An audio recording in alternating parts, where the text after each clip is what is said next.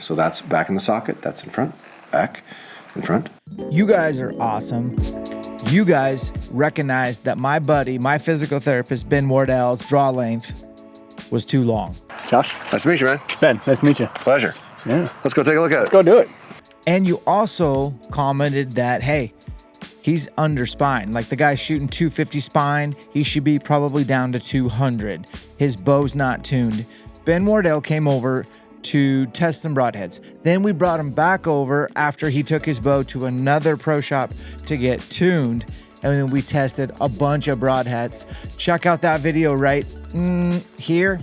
Check out that video in one of these corners because it is freaking awesome. We are drilling scaps, elk hide, testing broadheads, and I learned a lot in that video.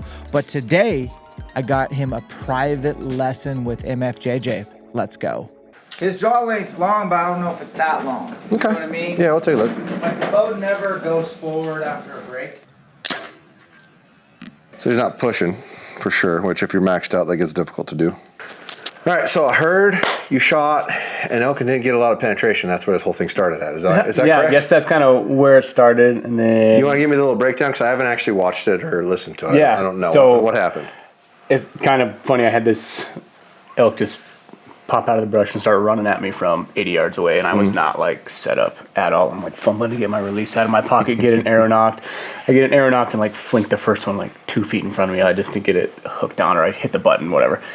Got another one. The elk kind of whirled around like 25 yards, and I had to just kind of crouch down a little bit to kind of shoot through this little window, and seeming like I had plenty of like elevation of not like hitting stuff. Sure. Again, like 23, 25 yards, and shot. Sounded like I just crushed it, and it kind of turned and started jogging away, and I saw like the entire part of my arrow like not in it. Like my broadhead was in like 2 inches. What broadhead were you shooting? That was the Valkyrie Jagger 200 grain. Wow, that's wild. With it kind of sounds like you're built for penetration anyway, and you have an oodles amount of energy, so that is kind of bizarre. And I definitely did not hit shoulder blade at first. I thought it was like, ooh, that might be a little far back. So where do you? I mean, you didn't recover him, right? No. So where did you hit him? Do you know? What do you think? I would say like center of center. That's bizarre, man. I'm thinking he obviously deflected, lost a lot of energy. Had to. And then it And like he's kind of slapped not it. ripping on Brent or that broadhead. He was just saying, I want to do something different, and I want to go lighter, and I'm stuck with that system. I want to go away from it. Okay. So it's not like he's not clowning on. No, definitely. No, I don't think. It's I don't think undeniable so. that's a great setup. That's a great setup. It sounds more like you Trajectory. either trajectory could be there. You could have hit something as it was leaving, since you're shooting through a procket and made the arrow turn weird. Yep. And if that arrow strikes an animal at an angle, it's not going anywhere. Yeah. That is possible, and you probably wouldn't see it when it happened. It would happen so quick, Yeah. you wouldn't be cognizant of it. But it does kind of sound like, from the specs you called me about earlier, that you're a little bit light spined. But let's take a look at your length first before we do that. Yeah. Because if we end up going to a different arrow, we may end up cutting the arrow at a different length if the draw length needs to be different. So let's take a look at that first. So you got your bow behind you here. Yep. Don't fire it and pull up like you're shooting uphill. Way up, way up. Keep going, keep going, keep going, keep going. Okay, go ahead and set it. Come back to level. That shoulder's up for sure. Come down to the bail and just torch it off. Okay, first couple of things. It looks like your shoulder's up, like you're holding your bow up with your shoulder and not that down. one, that's a cue that I'm constantly trying to do, is not do this. I'm trying to. Okay, well, there's a couple of Push that techniques thing I can down. show you to help get that down. This part of your grip, or your hand is on your grip, so you're really heeled in. You notice this little mark you're getting right here periodically? Yeah, no. That's because of how you're gripping your bow. Yep. Busted. So you're... I'm trying to hide give it. you an example, Long sleeve. I'll come right here. So see how your hand's in here like this? Yep. You want to roll it out to where the shallow point here is in the main part of the grip, like that. And if you look at your arm position naturally, you'll never hit it. If you put this back in like that, where's my arm sitting? Right in the string. Right, same thing you're getting. Last time it's because I had like a meaty forearm. Well, no, but you can, if you grip a bow correctly, you can have just a beefcake of a forearm and not hit it. But it's all in how you position your hand on there, first of all. So let's take a look at your shoulder position. Pretend like you're holding the bow and pointing up here. Okay, now I'm going to put the weight of your arm on my shoulder, so I want you to just relax everything, okay? So your shoulder's up and pronounced forward. Yep. So relax it for me. I'm gonna move you around. So that's back in the socket, that's in front, back, in front. So when you hit here, engage back here to hold your arm back there. And that positioning, now I'm pushing on your back. Put it back up to where it was, like there. Okay, well, don't do it ridiculous, but that was how it was, right? Now when I push on you, I'm pushing over the top of your back. Yeah. Notice the difference? Yep. I'm barely pushing at all, and it probably feels like a lot. So come back down in here again, relax. There you go. Now engage here and here. Like hold it down, like with your trap. Like twice as solid, 3 times as solid. Well, it's just like if I was doing any kind of a lift, any kind of something, I'm always kind of preaching that strong, stable strap. And here I'm freaking doing this. Yeah. Well, it's natural, right? People have a tendency to pull with their shoulders, but you got to drop it back in. So when you're coming up to pull your bow back, right? Like this is your shoulder up. Just drop your shoulder down and engage your trap, and it holds it down like that. That's up and relaxed. That's pulled down. Yep. Right? So just engage that, and then consequently, as you're drawing your bow back, pretend like you're drawing again. Put your hand forward to about here. Stop right here. Okay, when you get to about this point, you're going to want to do the same thing here. You want to bring that shoulder up and back. Don't overextend it. But you want to engage here and here. So your shoulder, once again, bring it forward. Relaxing your shoulder, it rotates up. So bring your arm out. Then when you come here, it rotates up and back. So as you're pulling, pushing and pulling, the expansions go like that. Gotcha. Right? So it's like a chest expansion, pulling your back when it goes off. Right? So I'm trying to push it apart as I'm shooting? Yes, and you may actually have your shoulder up because your drawing's too long. Okay. So if your drawing's too long, the way you can compensate that is you can kind of pick your shoulder up and try to push it forward a little bit to compensate for that length. So what I would suggest, it does look borderline too long as it is now. I would shorten it 1/2 inch to start and try working on getting your shoulder down. If you get your shoulder down comfortably after like a month and it feels too short and you want to lengthen back out, that's great. But trying to get your shoulder down and have your draw length too long is almost impossible. It's not going to happen. Let me shoot it again. I'm just out of curiosity. Yeah, it's back, and you have big shoulders, so that's part of it's going to like look a little differently. But do you feel engagement here? In there. Now, as you execute your shot, I want you to try to crush my fingers in between your shoulder blades. Okay.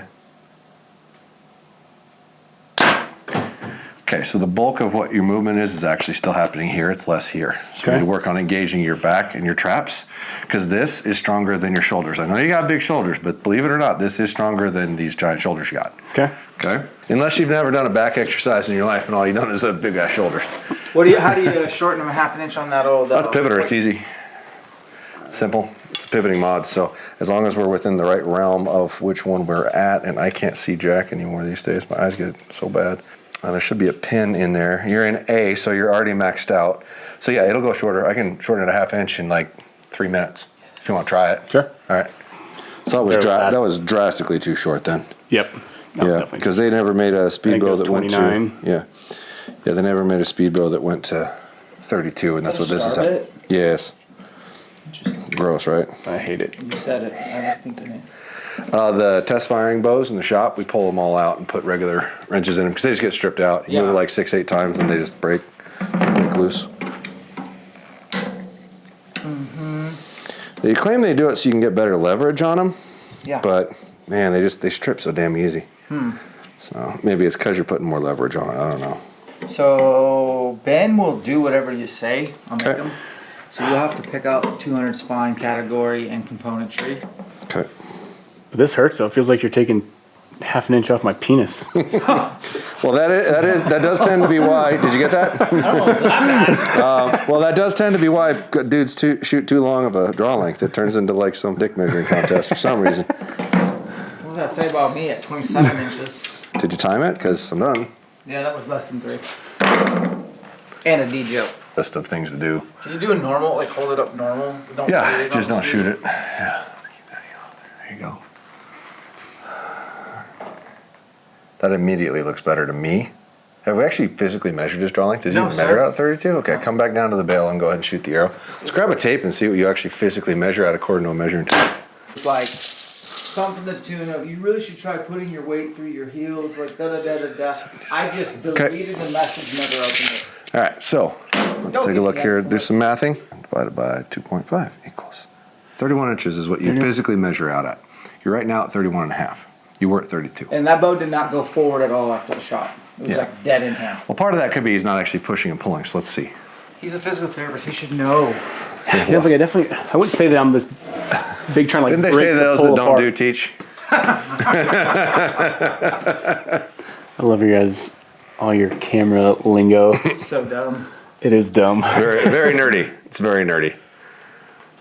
I only speak minor nerd. These others have PhDs in nerd.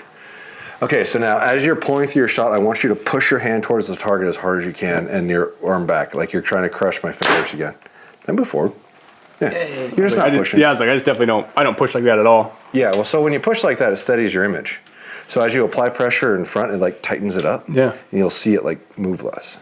So you always should have some front pressure and back pressure. What percentage is to the individual, right? Because you'll hear 100 different things. Personally, I like to have more back pressure than front pressure, but I like it 60-40. Some guys will like it 80-20. Some guys are 50-50. Some guys are 10%, 90%. But there should be some push your hand towards the target.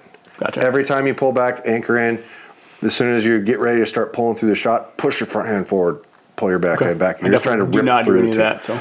Well, the problem with not doing that is it'll come off the back wall, right? So you'll shoot from very different positions of length. Gotcha. As you change the length of it, you're changing your impact point. It's making you shoot less accurately. So push that front hand forward, pull that back hand back as you fire.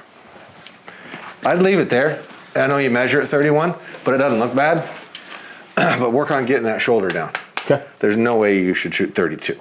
Now, taking a ½ inch out of the arrow, out of the draw length will actually allow you to shoot a ½ inch shorter arrow. But shooting the ridiculous amount of weight that you're shooting, even at 31.5, should still be like a 200 spine arrow. Okay. So we should probably look at a 200 spine option just to be safe. A lot of 86-pound, 32-inch draw length guys with 200 grains in the front. No, not a lot of guys shoot that. 200s. Hang on. There you go. 5 O's and a 200.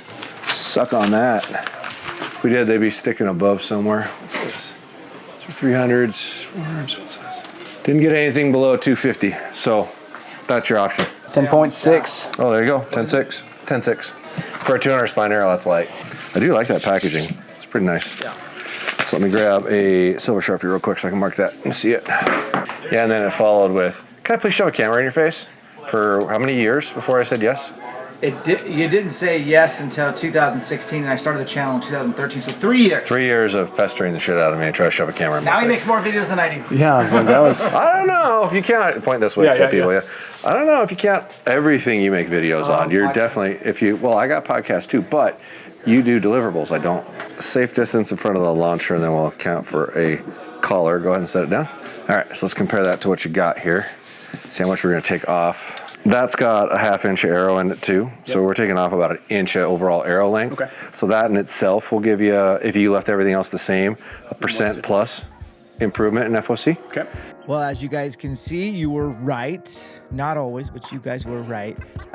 Ben definitely was a little long, and I think he had a high shoulder because of his draw length being too long. Hopefully you picked up a couple tips there to set those scaps down and to be repeatable and to stack bone and to kind of take the tension out of the muscles so it's repeatable, especially when you get tired. The second thing we learned today is that Josh doesn't have a vast selection of 200 spines. Surprisingly, it's not that common. He ended up having to go with Easton 5.0s, which is great, and a 10.6 grain per inch. He ended up running Podium titanium 50 grain half outs that fit that 204 diameter, that 5 mil. And he's gonna run a 125 fill point. He's gonna run my fave, AAE hybrid HP 3 vein with a helical to the right. I believe his bow clocks to the right. And so he's gonna run halo lighted nocks. His total arrow weight is about 30 grains lighter than his last year's setup, but he's still north of 500, and he's still packing a lot of energy at 31.5 inch draw length with an 85-pound Hoyt.